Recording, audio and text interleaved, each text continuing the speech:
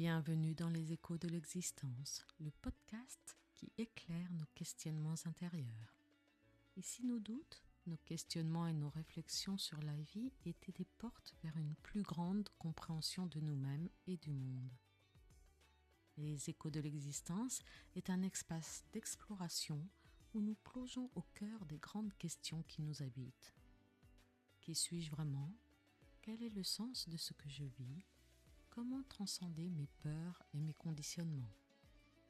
À travers ces perspectives psychologiques, spirituelles, émotionnelles et humanistes, ce podcast vous invite à prendre du recul sur votre réalité quotidienne. Chaque épisode est une opportunité d'élargir votre conscience, d'ouvrir de nouveaux horizons et d'apprendre à naviguer avec plus de clarté et plus de sérénité dans l'aventure de l'existence. Alors laissez résonner ces échos en vous et avançons ensemble sur le chemin de la conscience. Bonjour, je suis ravie de vous retrouver aujourd'hui. Vous connaissez maintenant les échos de l'existence et son objectif, c'est d'observer les différents points de vue.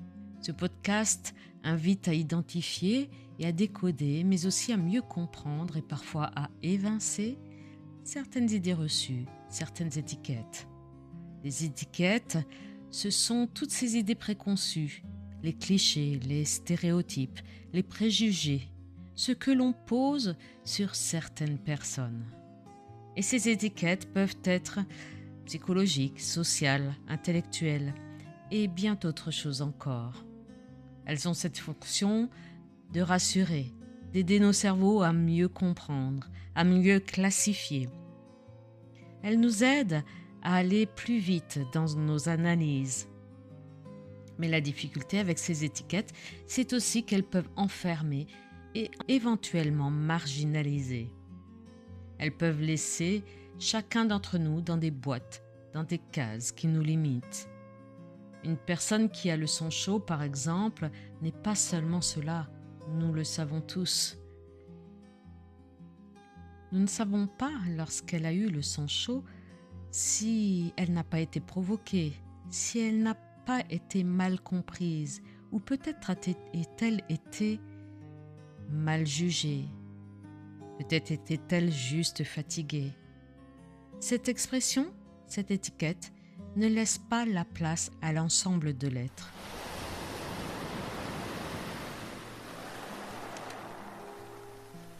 Aujourd'hui, pour parler des étiquettes, j'ai envie de vous parler d'une des étiquettes dont on entend beaucoup parler dans notre société à l'heure actuelle. C'est la notion de personne hypersensible, mais aussi celle des personnes qui ont été diagnostiquées HPE, haut potentiel émotionnel. Et comme beaucoup de classifications, elles sont parfois utilisées à mauvais escient. Alors de quoi parle-t-on lorsqu'on parle d'hypersensibilité ? Quelle est la différence entre l'hypersensibilité et le haut potentiel émotionnel ? Je vais prendre un instant pour affiner et préciser ces définitions. L'hypersensibilité n'est pas un bloc homogène, c'est un terme large qui recouvre plusieurs réalités. Elle comporte plusieurs facteurs, souvent concomitants. Il y a l'hypersensibilité sensorielle avec nos 5 sens. Les stimuli sont perçus avec une intensité accrue et parfois même exacerbée. Et puis il y a l'hypersensibilité émotionnelle, où les ressentis prennent une ampleur particulière. Enfin, il y a l'hypersensibilité qui parle de la capacité d'empathie d'une personne. Cette capacité qui serait particulièrement développée.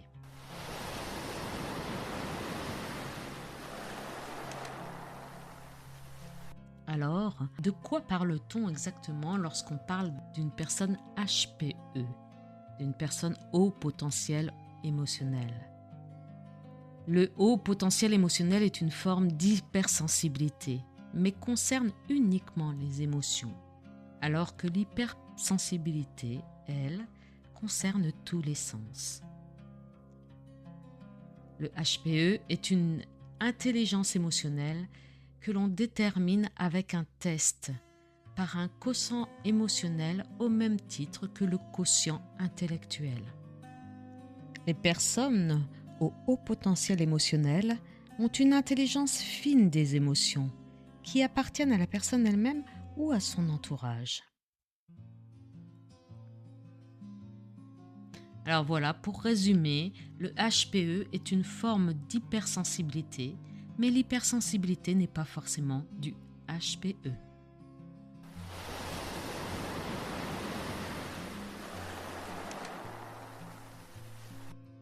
Alors je reviens maintenant à cette notion d'étiquette. J'ai récemment eu l'occasion de faire un test évaluant ma sensibilité. Mettre un mot sur un fonctionnement et en particulier sur l'hypersensibilité a été pour moi quelque chose d'assez spectaculaire et impressionnant. Cela me fait sourire quand je vous dis ça parce que j'ai déjà vécu une bonne partie de ma vie. On aurait pu penser que j'aurais pu m'en rendre compte avant. Mais voilà, ce qui est important à comprendre ici, c'est que j'étais comme un poisson au milieu de l'eau qui ne se rend pas compte de son environnement. J'étais tellement habituée à avoir toutes ces émotions, toutes ces perceptions en permanence. Je n'ai pas envisagé que les autres ne ressentaient pas les choses comme moi. Longtemps, je me suis perçue comme trop touchée, trop affectée par ce que je vivais, trop réactive. Et je mettais cela sur le compte d'une sorte d'immaturité. La colère était souvent là, c'était bien souvent comme ça qu'on me dépeignait et on m'en tenait parfois rigueur. On m'a souvent reproché de ne pas prendre du recul, de ne pas suffisamment relativiser et de tout prendre à cœur. Mais ce qui m'a longtemps échappé, c'est que cette intensité n'était pas un excès que je pouvais contrôler avec ma volonté. C'est un mode de perception. On ne demande pas à quelqu'un de voir moins net, c'est sa nature. Alors pourquoi demande-t-on à quelqu'un de ressentir moins fort? Je vous en ai déjà parlé, j'ai été éducatrice dans ma carrière professionnelle. Et lorsque j'étais dans ce poste, j'étais très investie, comme tous les éducateurs, me direz-vous. Mais intérieurement, je vivais la détresse des personnes que j'accompagnais de façon très intense. Je prenais ça de plein fouet. J'avais du mal à prendre de la distance. J'avais l'impression d'être spectateur de leur détresse sans pouvoir y faire quelque chose. Et je ne vivais pas ça comme une information, mais plutôt comme une expérience parfois personnelle. Dans ce contexte professionnel, ce ressenti émotionnel était vécu comme quelque chose de négatif, comme un manque de distance et de discernement, comme quelque chose qui m'empêchait de prendre des décisions justes. Or, c'était juste des informations supplémentaires pour moi. C'était comme ça que j'avais une lecture particulière et fine de ce qui se jouait dans les situations des personnes que je recevais.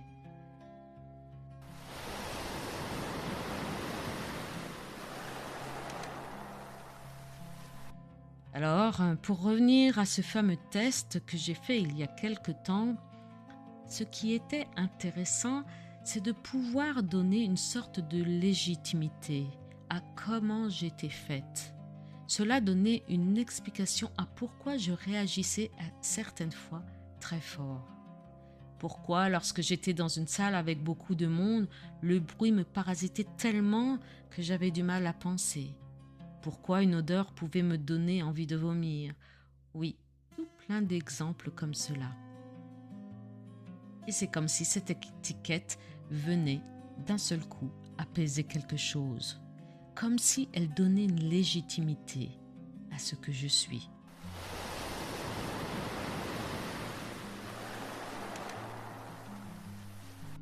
Dans ce cas, l'étiquette peut soulager, mais elle peut aussi banaliser les réactions issues de cet excès d'information. Certaines personnes ont tendance à dire que les personnes hypersensibles prennent tout mal, qu'elles prennent tout à cœur. qu'elles sont très pénibles parce qu'elles ne sont jamais vraiment tranquilles. Tout cela peut devenir une caricature. Et ce qui, au départ, permet de comprendre devient un outil pour invalider les compétences de ces personnes. Une personne hypersensible peut avoir un nombre de perceptions considérables, et ceci au travers de tous ses sens. Grâce à la lecture complète de son environnement, elle peut vivre des choses d'un point de vue émotionnel ou d'un point de vue physique de façon extrêmement intense.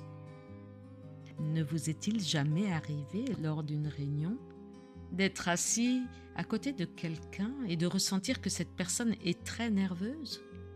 Ou vous est-il arrivé de réagir d'une façon extrêmement intense au frôlement d'un insecte sur votre peau? Tout cela peut amener à faire en sorte qu'une personne hypersensible puisse vivre des choses de façon puissante. Et lorsque cette personne exprime le fait d'avoir été touchée ou blessée, le risque de cette étiquette, c'est que l'on simplifie, que l'on diminue, que l'on banalise ce qui se passe pour elle, comme si c'était normal qu'elle soit blessée, puisqu'elle est hypersensible.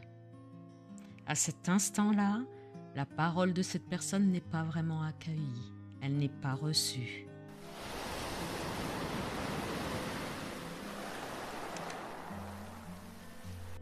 Alors vous l'avez compris, l'hypersensibilité est quelque chose de magnifique. C'est un peu comme un super pouvoir que l'on doit apprivoiser, mais qui peut aussi être invalidant parfois. Et une des autres caractéristiques de l'hypersensibilité, c'est que certaines personnes utilisent cette étiquette comme une stratégie d'évitement. Je me souviens d'un groupe dans lequel j'étais il y a très longtemps. Un groupe qui réunissait plusieurs personnes qui avaient envie de mener des projets de vie dans leur localité. Les personnes présentes dans ce groupe étaient toutes très volontaires. Je me rappelle de l'une d'entre elles qui s'abritait derrière sa sensibilité pour ne pas entendre et prendre en considération ce qui lui était adressé. Alors que le principe central de ce groupe était d'avoir une parole responsable et respectueuse. Lorsqu'on lui présentait un projet ou une idée qui ne lui convenait pas, elle disait au groupe qu'elle se sentait trop touchée, que c'était trop violent pour elle. Eh bien, si l'on peut concevoir que cette personne était touchée par certaines choses, ce qui était proposé dans ce cadre-là n'avait rien de personnel. C'est comme si sa sensibilité devenait un territoire intouchable, comme si elle ne pouvait pas vivre au milieu des autres parce que ces mêmes autres personnes la bousculaient. Ici, cette étiquette n'est plus une question de reconnaissance, c'est une protection, un verrouillage.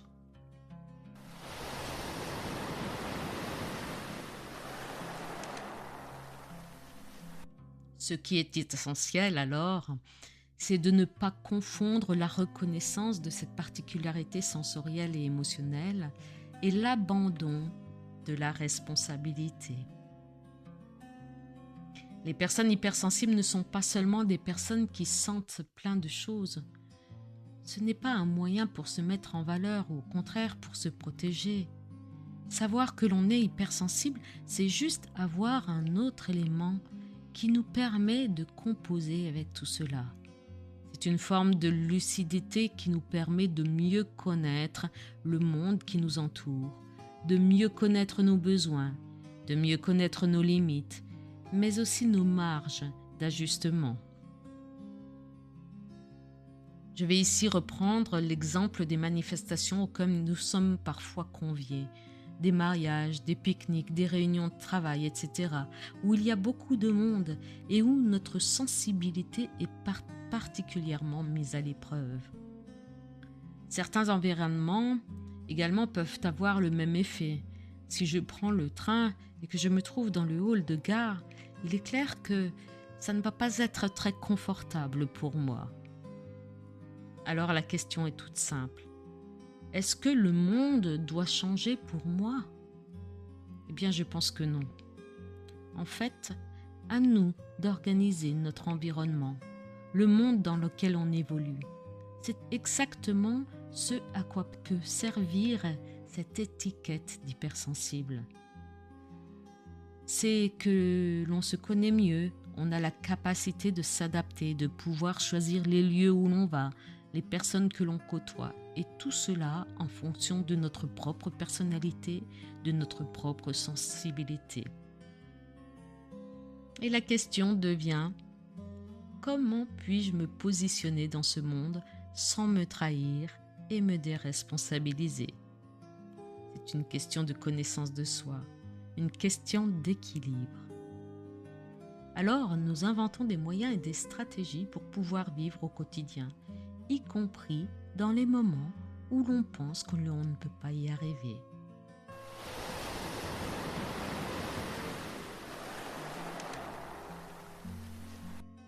J'aimerais vous parler maintenant de la manière dont notre entourage nous a accueillis en tant qu'hypersensibles et qui est directement en relation avec la façon dont on se perçoit en tant que personne. Tous les hypersensibles ne se vivent pas de la même manière. Je vais ici vous relater 2 trajectoires. Je vous ai déjà un petit peu parlé de moi, de ma surprise quand j'ai su que j'étais hypersensible. J'étais une enfant très vive, très réactive, assez joyeuse, mais aussi qui faisait beaucoup de colère. Et puis, ce qui m'est apparu en faisant le point sur ma vie depuis mon plus jeune âge, c'est que cette hypersensibilité était gênante pour mon environnement, qui ne savait pas comment y répondre. Souvent, j'étais décrite comme colérique, ce qui n'était pas tout à fait faux, mais rarement on cherchait à comprendre pourquoi j'étais en colère. Cette hypersensibilité est devenue un problème à corriger.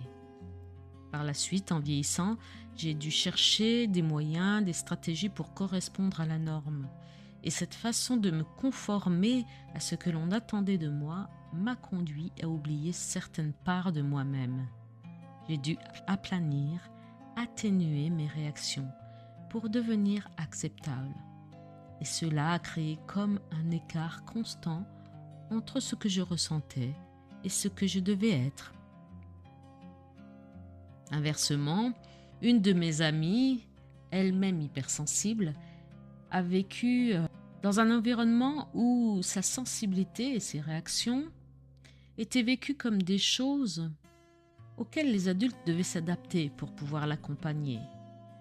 Son hypersensibilité était vécue comme une qualité, comme une force. Et cette personne s'est construite avec cette fierté d'avoir cette sensibilité.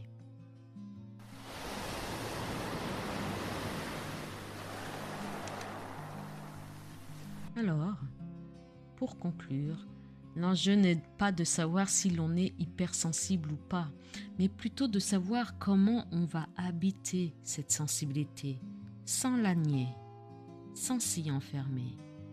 L'hypersensibilité peut être vécue comme une particularité, tout simplement. Une personne qui est trop grande ou trop petite ne va pas forcément vivre cela comme un inconvénient.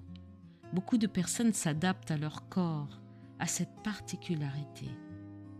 Alors, pourquoi ne pourrions-nous pas considérer l'hypersensibilité comme un facteur à développer, comme un point d'ancrage sur lequel on pourrait développer qui l'on est? L'hypersensibilité peut être une vraie qualité. Notre défi est de trouver comment s'intégrer dans la vie avec cette particularité. Mais à nous d'être vigilants de ne pas en faire un mur.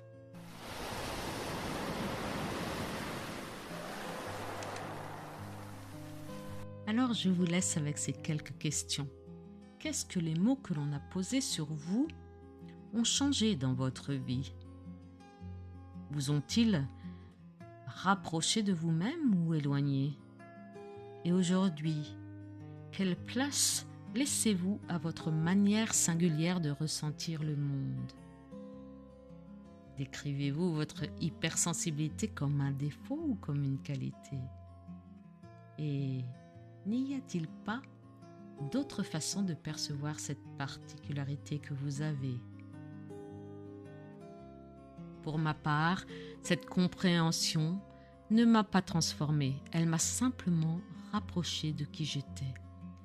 Et c'est depuis cet endroit, profondément vécu, que je peux aujourd'hui accompagner chacun d'entre vous qui cherche à faire la paix avec cette intensité.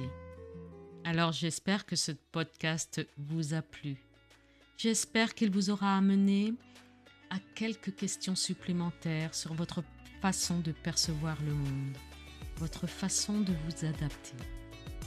Être différent ne veut pas dire être moins bien. Ça veut juste dire qu'on a des capacités, des compétences qui ne sont pas celles des autres. Alors, j'espère que nous aurons le plaisir de nous retrouver dans un autre podcast. J'espère que celui-ci vous aura convenu. Et si c'est le cas, je vous invite grandement à mettre des j'aime, à partager et à vous abonner à ma chaîne. Et d'ici le prochain podcast, je vous dis à très bientôt et portez-vous bien.